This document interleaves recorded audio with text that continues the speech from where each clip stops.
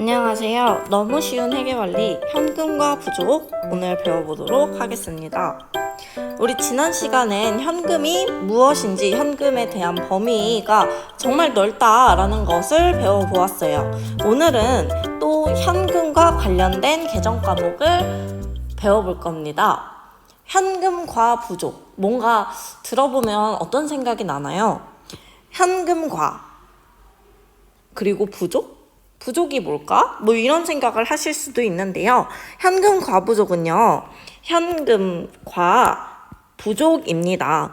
끊어서 읽어보자면 과하거나 많거나 부족하다, 모자라다 라는 거죠. 현금이 과하거나 모자란 경우에 사용하는 개정 과목이다 라고 생각을 하시면 됩니다. 그럼 오늘 한번 배워보도록 할게요. 우리 지난 시간에 배웠던 내용 가볍게 되돌아보도록 하겠습니다. 선생님이 이 표가 굉장히 중요하다 했었죠.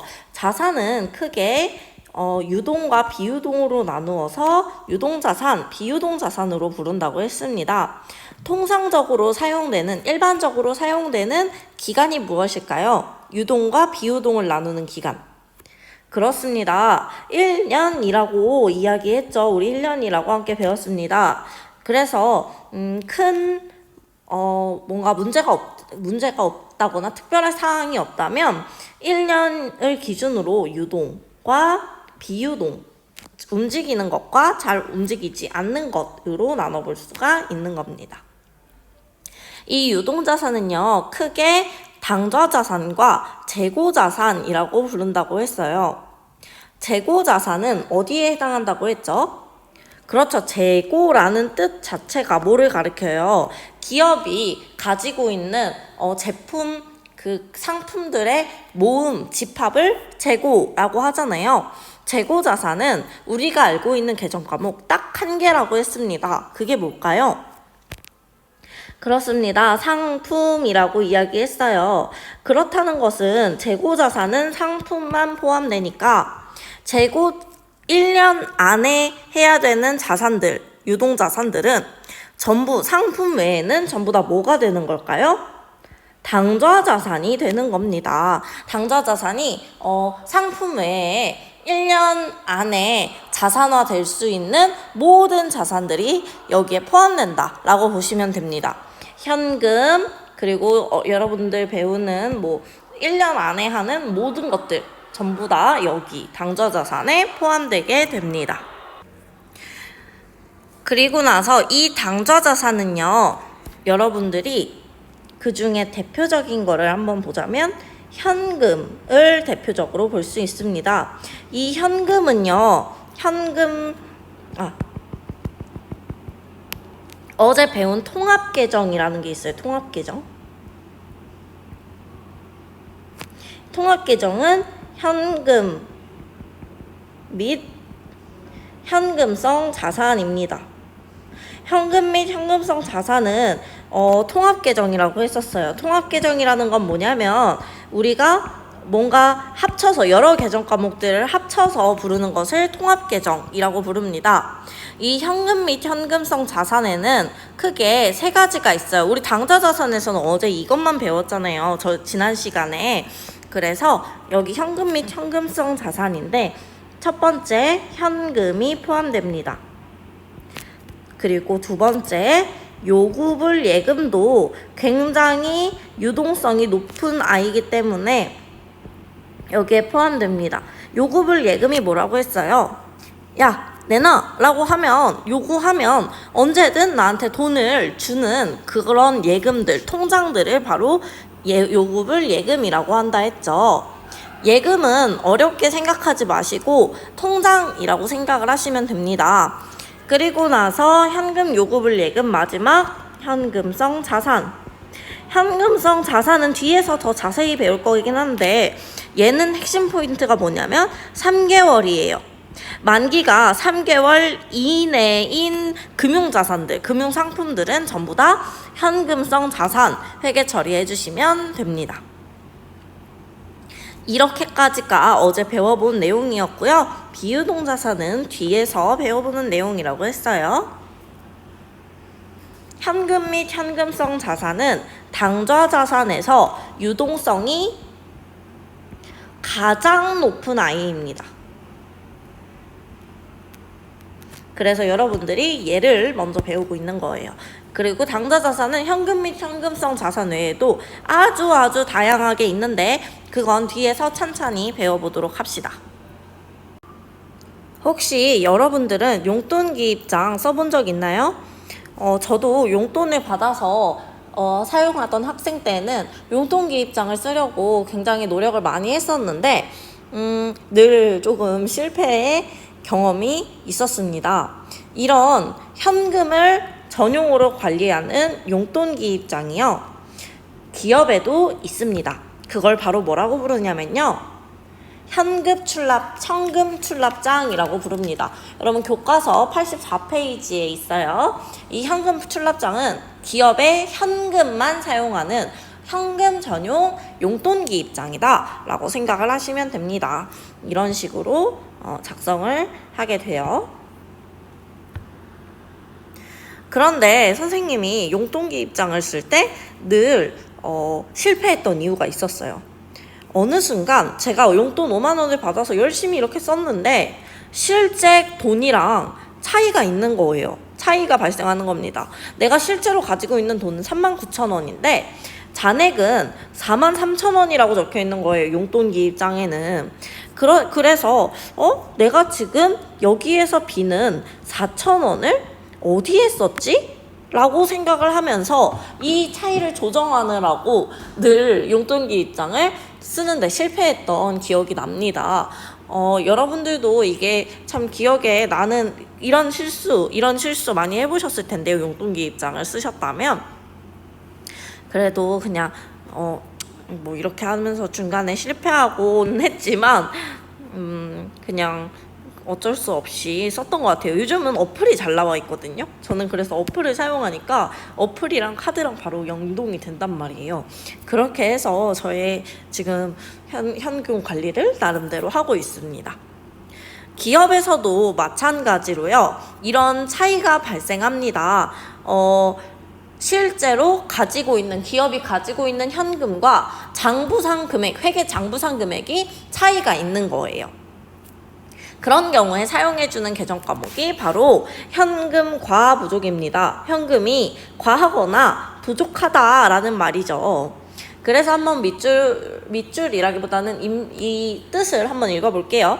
현재 회사가 보유하고 있는 현금과 장부상 잔액이 일치하지 않는 경우 사용하는 임시계정입니다. 임시계정이 빨간 글씨로 되어 있어요. 중요하다는 뜻이죠. 이거 교과서 84페이지 현금 과부족 부분에 두 번째 줄부터 밑줄 그으시면 됩니다. 현재 회사가 보유하고 있는 부터 밑줄 쭉 치시면 돼요. 임시계정이라는 뜻은 여러분 무조건 내가 결산 때 없애줘야 하는 개정 과목입니다. 결산이라는 소리는 뭐예요? 회계에서의 결산. 마지막 여러분 결산이라는 말 어디서 들어봤어요? 혹시 가요대전이나 이런 데서 뭐 여러분들 좋아하는 가수들이 나오는 음악 프로그램에서 총결산이라는 말 들어본 적 있으신가요? 결산이라는 것은 마무리에 하는 것을 결산이라고 합니다. 회계 결산일은요, 회계 기간의 마지막 날이에요. 그러니까 통상적으로 1월 1일부터 12월 31일까지 회계 기간이 이렇게 이루어집니다. 그러니까 마지막 날인 12월 31일에 없애주어야 하는 개정 과목인 거죠. 무조건 이 현금과 부족 개정은요, 12월 31일에까지 남아있으면 얘를 없애줘야 합니다. 자, 이런 방식으로 한번 분개를 해보는데요. 현금 실제 잔액의 부족을 발견을 했습니다. 시제액이라고 적혀 있는데 이 시제액은요, 현재 내가 가지고 있는 돈, 장부 잔액은 장부, 말 그대로 회계 장부에 적혀 있는 돈입니다. 여러분, 현재 가지고 있는 내 실제 돈이 중요한 거예요? 장부에 있는 금액이 중요할까요? 당연히 현재 돈이 중요합니다. 왜냐하면 종이에 적힌 금액은 중요하지 않죠. 여러분 용돈기 입장을 생각을 해보세요. 용돈기 입장에 적힌 금액보다는 실제로 내가 가지고 있는 현금이 더 중요한 거죠. 그래서 현재 돈에 맞춰줍니다. 예를 들어서 장부 잔액이 800원이고 현금 시제액 실제로 가지고 있는 돈이 500원이라고 합시다. 그럼 얼마만큼 차이가 나요? 300원만큼 차이가 나잖아요. 내가 실제로 가지고 있는 돈보다 장부 잔액이 300원이 더 많기 때문에 300원만큼의 장부 잔액을 줄여줘야 합니다. 자, 장부 잔액을 조정해 주러 갈게요. 현금 300원을 감소시킵니다.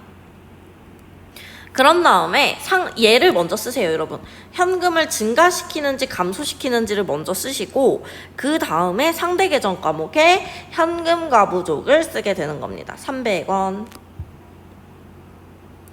그런 다음에 소모품비를 이 부족의 원인이 소모품비를 그때 당시에 안 써서라는 거를 알아냈어요. 그러면 여러분들이 이 현금과 부족 계정을 이제 없애주는 과정을 쭉 가는 겁니다. 회계에서는 차변과 대변에 똑같은 금액을 쓸 때 바로 없어지게 됩니다. 예를 들어서 소모품비가 300원 중에 200원이 지금 알았다라고 생각을 해보시면 소모품비를 그때 당시에 썼으니까 200원 써주시고 여기에 절대 현금을 쓰시면 안 됩니다. 왜? 그때 당시에 여기에서 분계를 이미 현금을 깎아주는 분계를 했어요. 그러니까 여러분들은 이제 현금 가부족 이렇게 해서 얘를 여기에서 점점 없애주는 분계를 해야 되는 거죠. 그래서 현금 가부족도 200원. 결산일까지 원인 불명인 경우 나머지 100원에 대한 원인을 찾지 못했어요.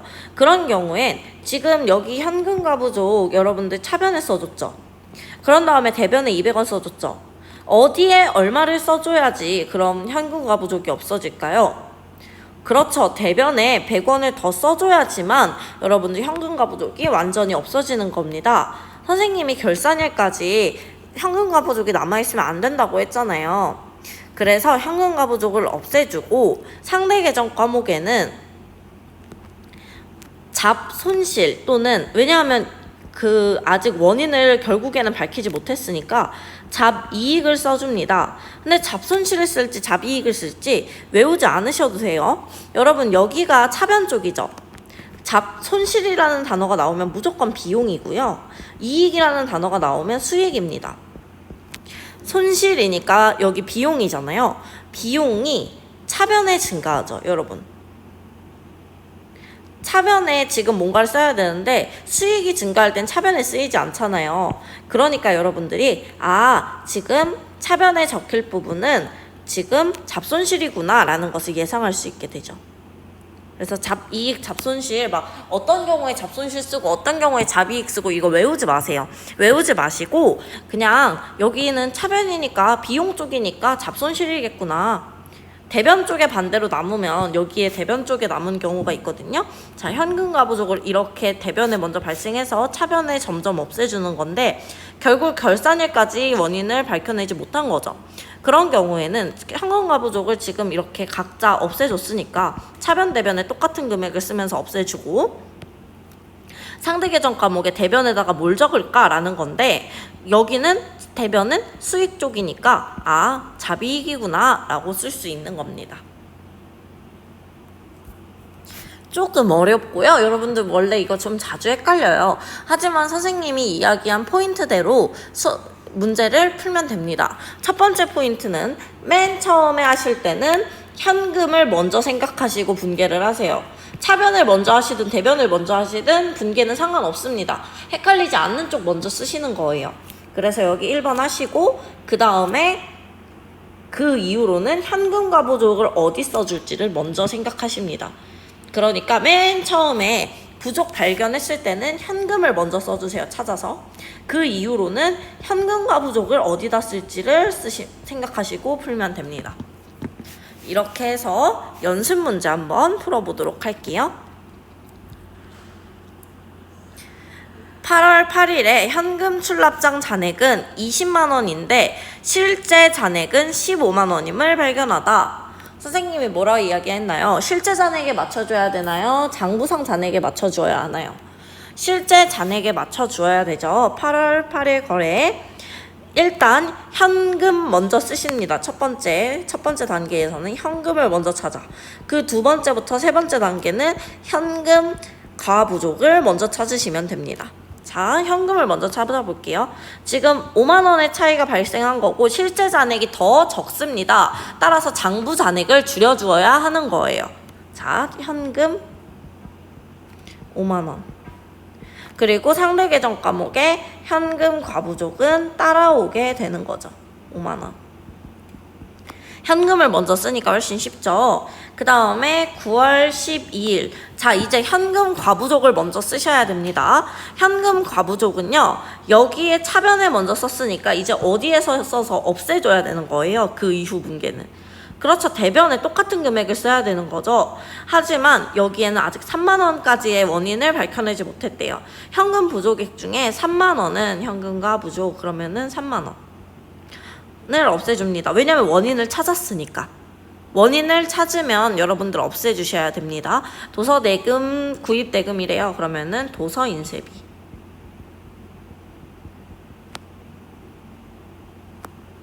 3만 원.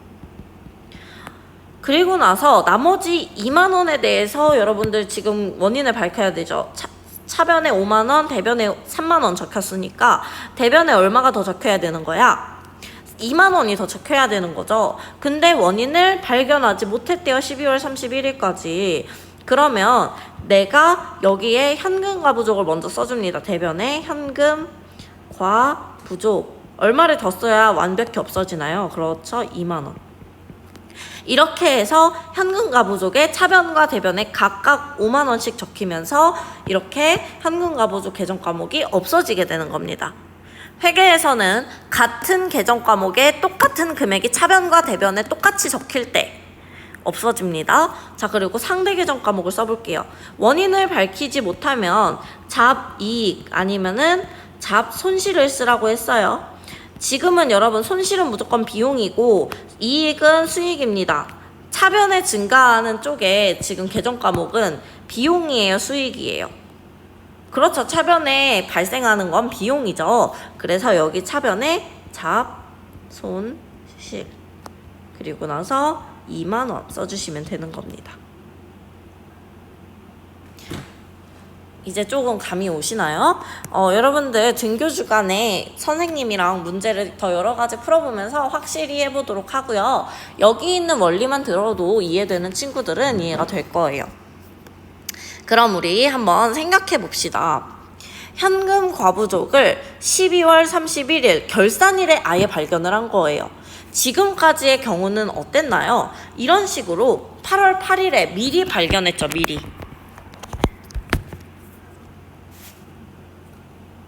다른 색으로 해볼게요. 8월 8일에 이렇게 미리 발견했죠.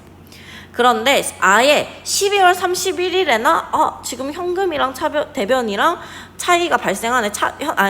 그 현금의 금액이 실제 금액과 차이가 나네 라는 것을 발견을 한 거야. 그럼 어떻게 해야 될까요?